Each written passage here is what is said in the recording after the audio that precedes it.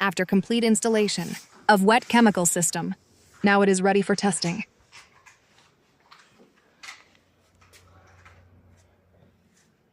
Open the cover of control box. Open the pilot cylinder to avoid the gas release. This is very important step. Before testing the system,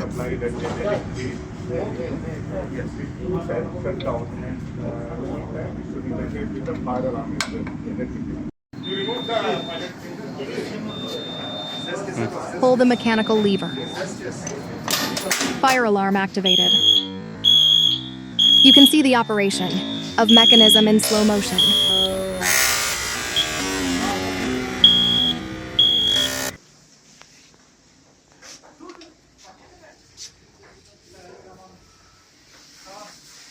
Now reset the mechanism to its original condition.